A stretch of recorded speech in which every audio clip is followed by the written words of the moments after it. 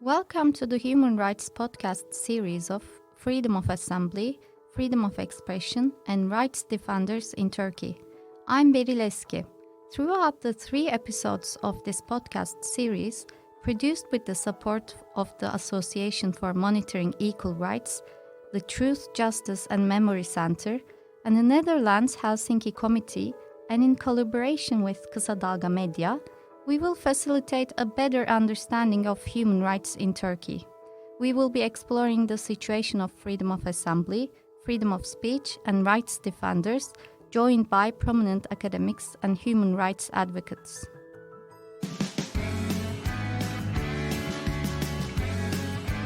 Oku, dinle, izle. Kısa Dalga.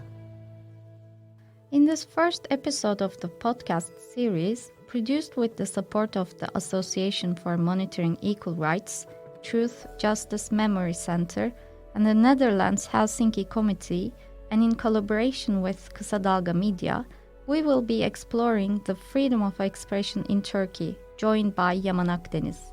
Akdeniz is a professor of law. He is the founder of the Freedom of Expression Association and a passionate advocate for freedom of speech. Yaman Akdeniz, welcome to our show. Hello, thank you for inviting me. Thank you for joining us. So I'll start with a comprehensive question, actually. We always talk about freedom of speech. We always mention it. But what is really the concept of right to freedom of speech? It's a fundamental right. Everyone knows what freedom of expression is. It's enshrined in international human rights declarations, treaties such as the Universal Declaration of Human Rights, the International Covenant on Civil and Political Rights, and of course the European Convention on Human Rights. And when you look at these international documents, they all say that everyone shall have the right to hold opinions without interference, and that includes to receive and impart information, ideas without interference by public authority and regardless of frontiers. Of course, this right is not an absolute right, like any right, and so they come with certain restrictions and international treaties. And also, depending on where you live, of course, there may be laws restricting the right to freedom of speech as well as freedom of expression, like in Turkey. Therefore, it is an important right, and all individuals should benefit from this right and to transmit their ideas and to receive information and news, regardless of frontiers. An expression and an important reference to the borderless medium such as the internet, for example. In most of the cases, freedom of speech is defined as a primary right. Why is that? Because freedom of expression is the bloodline of democracy.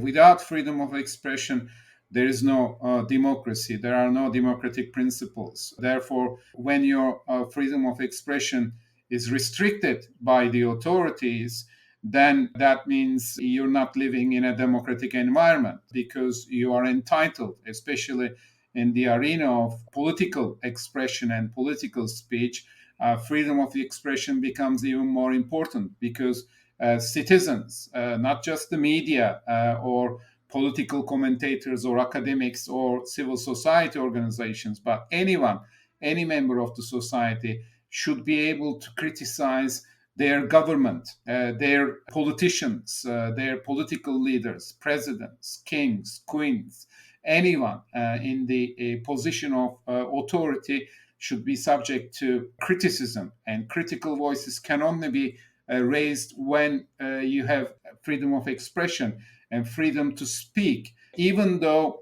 your views can be regarded as offensive, shocking, or disturbing. That doesn't necessarily mean that speech should be subject to prosecution. So without freedom of expression, we don't have democracy. And if you don't have democracy, then you're living in an authoritarian regime. Therefore, that is why absolutely freedom to speak is important. Let's talk about the situation in Turkey. So, In terms of freedom of speech, is there any index to measure the situation in Turkey? And if so, how is Turkey doing in terms of freedom of expression? There are different ways of measuring the problem of freedom of expression in Turkey. The first place to look usually is the state of freedom of expression in Turkey within the European Court of Human Rights judgments, because as Turkey is a founding member of the Council of Europe, it is part of the mechanism for the European Court of Human Rights. And I'm looking at the statistics, and the most recent statistics involving the end of 2020. Of the total of 23,406 judgments issued by the court between 1959 and 2020, 3,742 judgments, approximately 15.98%, involve Turkey as a respondent state, ranking it first in the list of all member states of the Council of Europe. This is for all violations. But more importantly, Turkey also ranks first in terms of the number of judgments in which a violation was found, with a total of 3,300 judgments. And of the total of 925 judgments in which the European Court has found a violation of freedom of expression under Article 10 of the European Convention, Turkey easily ranks first with 387 judgments. So out of the 925 judgments the court issued so far involving freedom of expression, majority with 41.83%, namely 387 judgments, are about Turkey. And Turkey is followed by Russia with 95 judgments, France with 40, and Austria with 35. So you can see the significant difference in terms of Turkey's performance at the European Court of Human Rights level with regards to freedom of expression applications and decisions. So we can even say that Turkey contributes significantly to the jurisprudence of the European Court of Human Rights because of the number of applications coming from Turkey. But that's not the only measure that we have. If you look at international organizations such as Freedom House and its findings, and Turkey is often regarded since 2016 as a not free country, and the assessment that they have takes into account freedom of expression as well. If you look at, again, Reporters Sans Frontières, Reporters Without Borders, and their assessment, and every year they make an assessment, it has come as a difficult situation country. It is red. The worst is very serious situation countries like China and Iran. Turkey is not yet in that category, but again, the assessment is problematic. So yes, Turkey has a long history with problems associated with freedom of expression and censorship, but international studies, as well as, of course, its performance at the European Court of Human Rights level show that it's in a worrying situation at the moment. So, would it be fair to say that there is a pressure on freedom of speech in Turkey and it's getting worse? Yes, Turkey always had pressure on freedom of expression, depending on which era you like. Of course, in the past, it was more about the media, the newspapers, magazines, books and their authors and writers were in danger historically. But in time, especially in the AKP government regime, things slightly changed, and everything looks like handled within the limits or parameters of law. So you hear less about journalists being murdered or tortured, but then you see that they are facing not just the media and journalists, but also academics and writers, human rights defenders, all because of their expressing their views and critical concerns about developments in Turkey. They're facing vexatious number of cases. So you're bombarded with criminal investigations, criminal prosecutions, civil court cases of defamation. And it's not just the members of the civil society, human rights defenders, or the media, but increasingly, especially since the Gezi protests, and subsequent to the failed coup attempt of 15th July 2016, everyone is in the risk of being prosecuted, investigated for small things like liking content on Facebook or retweeting somebody that has written, or that you write something on a social media platform that only one or two persons like. That leads into extreme number of criminal investigations for defaming the president of Turkey, for defaming public officials, for terrorist propaganda, or for aiding terrorist organizations. There are so many crimes in the law books, in the criminal code, in other codes that may be used to judicially harass people. If you're a media association, you might face a fine, you might face a blocking order or a removal order. And so Turkey has become a difficult, extremely difficult place to express any opinion, and especially critical opinion involving government authorities. Oku, dinle, izle. Kısa Dalga. So maybe we can elaborate more on the restrictions of the freedom of speech in Turkey. So which institutions, people, or incidents are setting the limits of freedom of speech in Turkey? Maybe we can talk about this with some examples. There are several crimes that are used, but primarily it is the media and the journalists, and increasingly human rights defenders who are persecuted, and of course opposition members of the parliament. We should not forget that, and especially when you touch certain issues such as the Kurdish conflict, or if you start raising your voice about corruption within the government, and immediately you are bombarded with investigations, prosecutions, and civil court cases for defamation. Just look at, for example, the number of cases initiated against Kemal Kılıçdaroğlu, the leader of the main opposition party CHP in Turkey, or a recent example, an unfortunate example of Ömer Faruk Gergerlioğlu, a former member of the parliament for HDP, the Kurdish party, who lost his membership to the parliament because of retweeting an online article's headline or through his Twitter account approximately 5 years ago. I mean, there was no criminal investigation or prosecution involving the media outlet which published that article, but they did prosecute Mr. Gergerlioğlu for circulating that news article. And he was found guilty of terror propaganda crime, and he was sentenced to imprisonment. Now he is serving a prison sentence. So there are so many examples of that. Think about the criminal prosecutions of the Cumhuriyet newspaper, Ahmet Şık, Atilla Taş, even Atilla Taş, Aksoy, journalist, and today the European Court of Human Rights is announcing its decision involving Tunca Öğreten and Mahir Kanaat. And in all those decisions, the court finds a violation of freedom of expression protected by Article 10 of the European Convention. Think about the extensive number of blocking decisions that the internet media constantly receive. Let's not forget about the fact that for almost 2.5 years, Turkey blocked access to the Wikipedia platform from Turkey. And it was only enabled again due to a much delayed Constitutional Court decision in January 2020.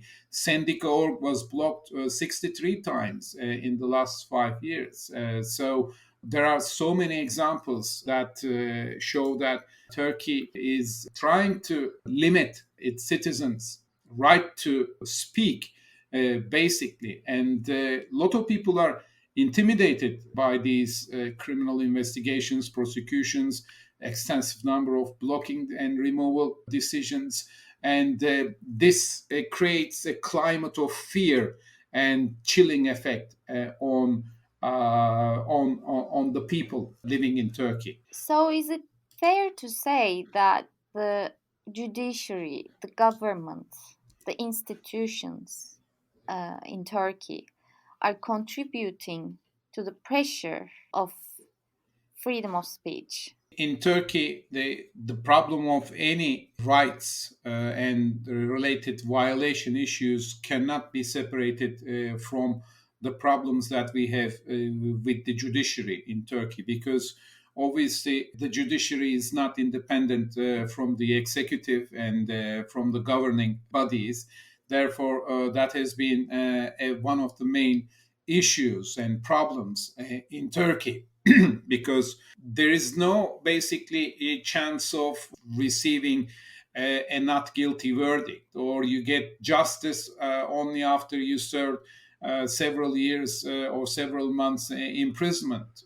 Think about again cases of Ahmet Altan, Selahattin Demirtas, for example, still in prison, regardless of the violation decision of the European Court of Human Rights. Same with Osman Kavala, again, regardless of a violation decision at the European Court, is still facing criminal charges and remains in prison. Because the ordeal never finishes in Turkey, because the government uses the judiciary and the judicial tools to basically initiate endless number of criminal investigations and prosecutions. So you start believing your ordeal is over because one case is over, then the government starts another investigation. We thought we were lucky to get a release order for Atilla Taş and Murat Aksoy in March 2017 because they were facing criminal charges related to the failed coup attempt. But on the night that they were supposed to be released, they were rearrested at the Silivri prison before they were released. And there was a second subsequent criminal investigation that no one knew about it. And when we found out the details of that second criminal investigation, we found that there was nothing new in that second criminal dossier because it was the same one as the first one. But basically, somebody within the government didn't want them to be released, and they used the law to persecute them further. So they spent more time in imprisonment. So this becomes a vicious circle that never comes to an end because the judiciary is not independent. Think about the academics for peace criminal investigations and prosecutions and the decisions.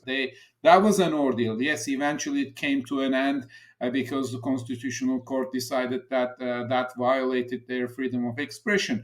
But this was the whole saga was not independent from the government and from the speeches delivered by the president of Turkey. So we cannot talk about an independent judiciary in Turkey. And when you cannot talk about an independent judiciary, then it becomes very difficult to talk about any rights, including freedom of expression and freedom of the press. And certain things in Turkey are unfortunately not possible to explain with law. I always and often tweet on the Twitter platform saying that I cannot explain certain things with my legal knowledge because what is happening in certain cases cannot be explained within the parameters of law. You're someone advocating for the freedom of internet and speech. So how does restricting freedom of speech impact the advocacy efforts? The internet is the most important battleground for the government. It has been for many years, especially since the Gezi protests, when the government realized that people are using, especially for advocacy purposes, the internet successfully, especially the younger generation. And people can raise their voices. And we have seen this during the last 12 months or so, during the COVID-19 pandemic, when a majority of the people spend time at home in front of their computer screens. So services such as Twitter, YouTube, even Clubhouse recently become extremely important tools for advocacy purposes, for circulating news and critical voices to thousands and thousands of people or even millions of people. So because the word spreads very quickly through the social media platforms. That is why the government made amendments to its internet law in July 2020, forcing and compelling the social media platform giants such as Twitter and YouTube and others to have legal representation in Turkey, because they want to be able to close down accounts and compel these companies to remove content from their servers swiftly and quickly without questions being asked. So that has not been successful in full yet, even though the likes of Twitter, TikTok, YouTube already established legal representation in Turkey.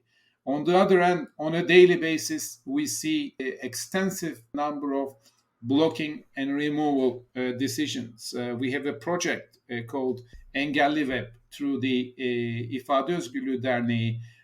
If you look at our website at ifade.org.tr,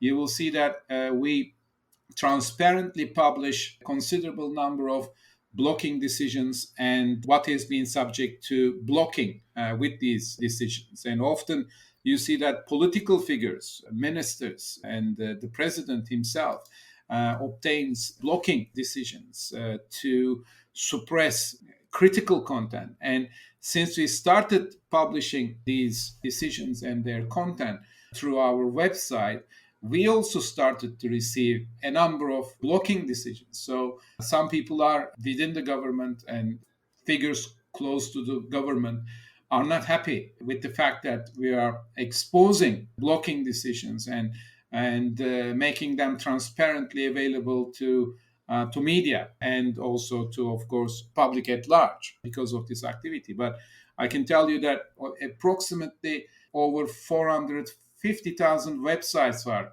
blocked as of end of 2020, and over 140,000 individual internet addresses are also currently blocked from Turkey. We will be publishing soon our 2020 internet censorship report, in which we will reveal the details with several examples.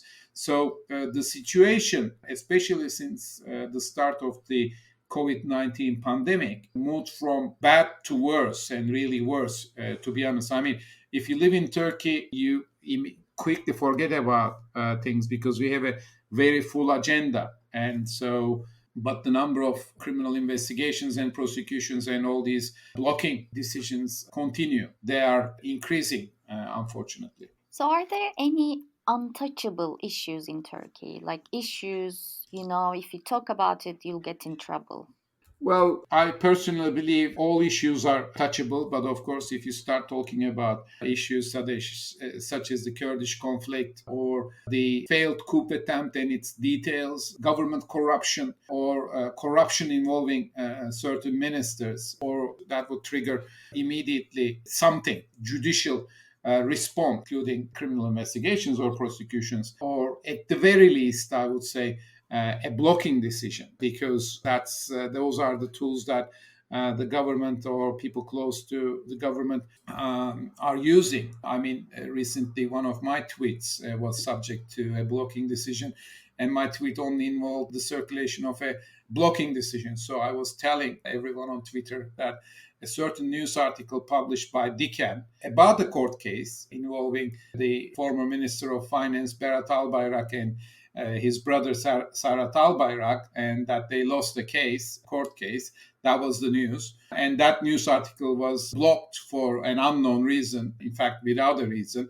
And I tweet about that, saying that there is a blocking decision, blocking access to a news article about a court decision. My tweet was blocked. And believe it or not, when I appealed against the decision, of course, my appeal was dismissed. The judge come up with a novel decision, arguing that I have no right to appeal against that decision because although I use my Twitter account, that Twitter account belongs to the Twitter platform and not to myself. So now I'm taking that case to the Constitutional Court, which will probably rule in 5 years' time. So that is the judiciary we're trying to deal with. But of course, regardless of what the judges or the courts say, our fight for freedom of expression will continue, because what we're trying to do is not necessarily about winning or losing.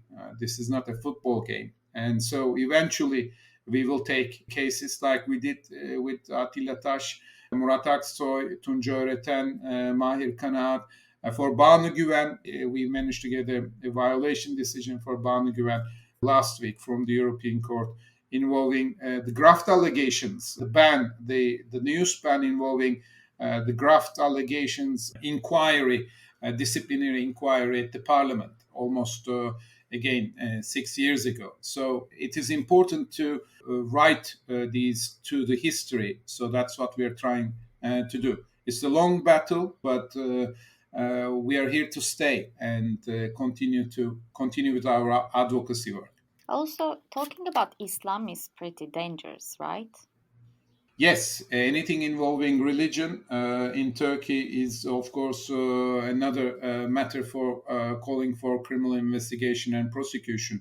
And when you talk about these issues that, as you referred, unspeakable or untouchable, in Turkey, it's not just the investigations or prosecutions that you would be facing. Your life might be in danger because of your opposing views. And so that's another issue to consider in Turkey because you could be in danger. So Turkey remains a hostile environment for raising questions or critical voices. We had a case last year about Ciao Bella, the song coming through a mosque, and just because a political activist circulated the video for that, she was not the person who played the song through the mosque, but she faced again charges involving restrictions on religious beliefs and contrary to some article of the criminal code in Turkey. So yes, the possibilities are endless so far as Turkey is concerned, because the laws and the legal provisions are vague. They are constantly amended, changed. For example,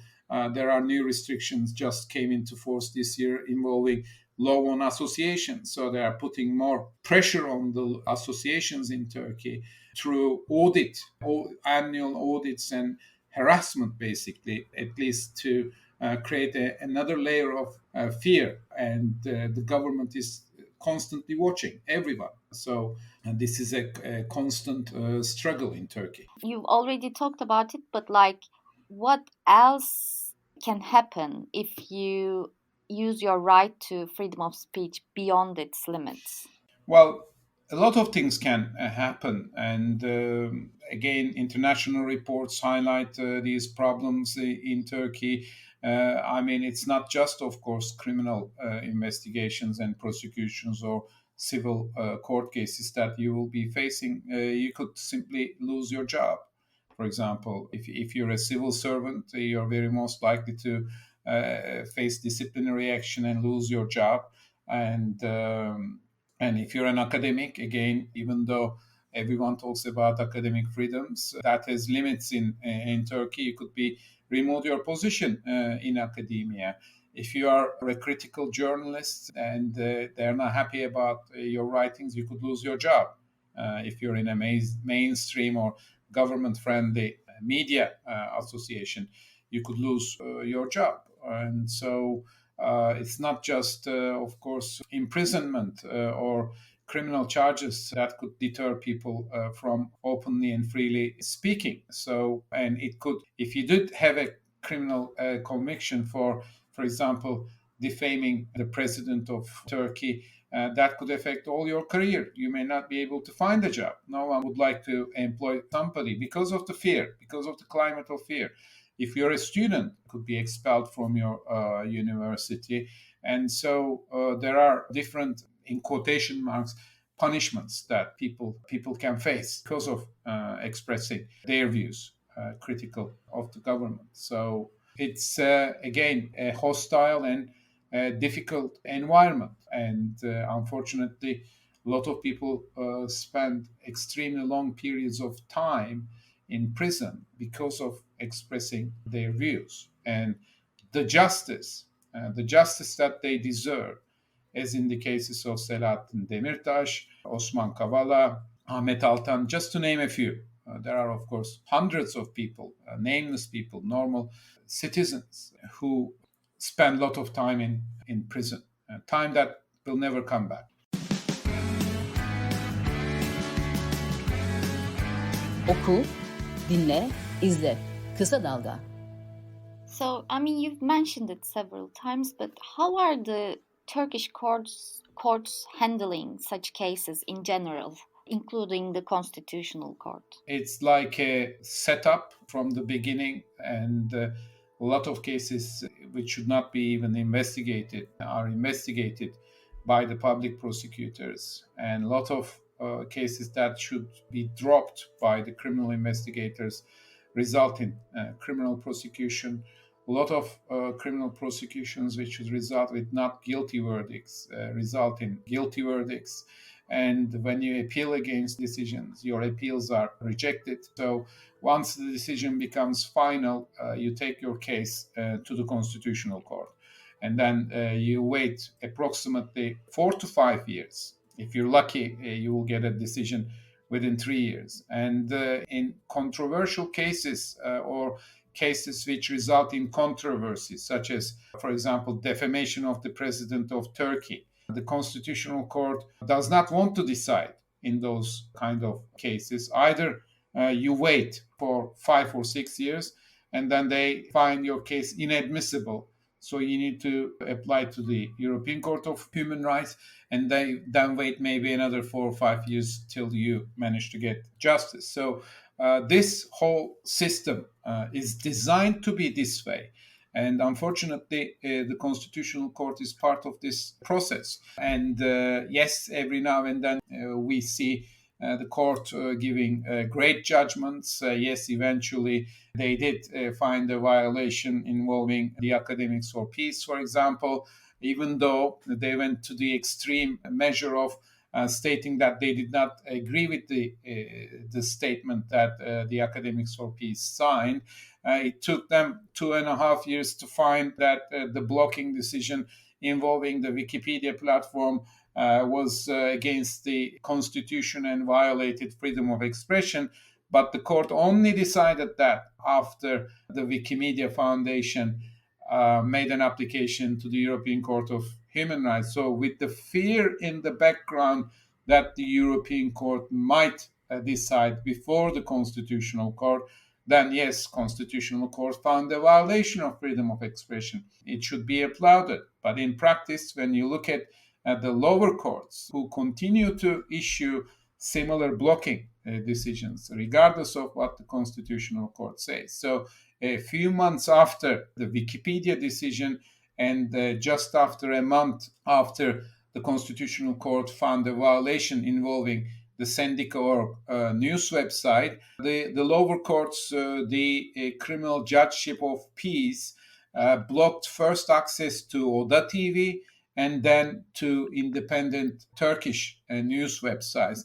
And approximately 20 times they blocked access to Jin News, a Kurdish news website. And on a weekly basis, we receive blocking decisions involving Jin News. And none of these blocking decisions refer or mention the jurisprudence of the Constitutional Court. So I personally believe that the Constitutional Court no longer provides an effective remedy for freedom of expression, freedom of the press cases. And therefore, we need swifter decisions, quicker decisions from the European Court of Human Rights. But then when you assess the jurisprudence and the performance of the European Court of Human Rights, that has in the last year or so become also problematic because the cases that the European Court gave priority, such as Ahmet Şık, Murat Aksoy, Atilla Taş, Cumhuriyet newspaper team, they were delayed. There is almost 2.5 year difference between the court deciding Mehmet Altan and Ahmet Altan cases, even though their applications are made on the same day together. And there is no explanation why those two cases were separated from each other. So that is also problematic. And moreover, the execution of those judgments remains also problematic because We don't see any significant changes in Turkey, even though Turkey talks often about judicial reform or reform with regards to human rights. Now we're talking in Turkey. But those are always, at the end, cosmetic changes which do not make the overall situation any better. We talked about this right to freedom of speech and talked about the fact that it's not an absolute right. It can be restricted by law and it can be abused by people using it. So, my last question is, are there any examples of abusing the right to freedom of speech in Turkey? And if so, what are the legal sanctions in such cases? Not just in Turkey, in other countries, there are always limits to law, obscenity, child pornography, hate speech, threats, when there's an actual threatening speech, can be subject to restrictions. So there are so many cases. I mean, there might be even cases where you might say that the president of Turkey is defamed. Depends on the content and context of that speech. The government often cites that people use vulgar expressions to defame the president of Turkey, for example. Some of those might be, yes, vulgar expressions that which may deserve criminal sanctions. But majority of the prosecutions in Turkey, of course, I cannot say all, because the government also does not provide reliable statistical information. And if you speak to government authorities in Turkey, they will say all of those criminal prosecutions and guilty verdicts are justified.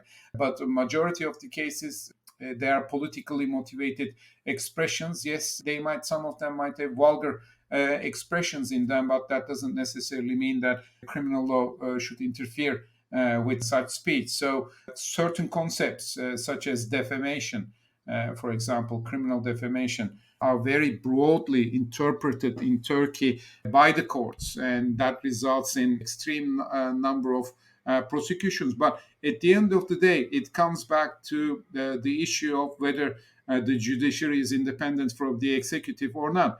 And my view is that it is not independent from the executive. Otherwise, there will be more not guilty verdicts than guilty verdicts in Turkey. But this is a debate that will continue. And depending on certain periods of time and events, we will see, of course, these kind of cases being treated differently. But at least you can see at the European Court of Human Rights level that consistently the court finds violation of freedom of expression and also violations involving the detention of journalists and human rights defenders in Turkey. So, and the court also started to broadly interpret the situation in Turkey. And even the European Court is now in recognition that certain things happening in Turkey cannot always be explained within the parameters of the law. And the Council of Europe, through the Committee of Ministers responsible with the execution of the judgments of the European Court, is also aware of the situation. So, in my view, and in my final words, the situation will worsen outside Turkey, not just with regards to freedom of expression, but about accountability and the worsening of the democratic principles in Turkey, including freedom of expression. Yaman Akdeniz, thank you for joining us. Thank you.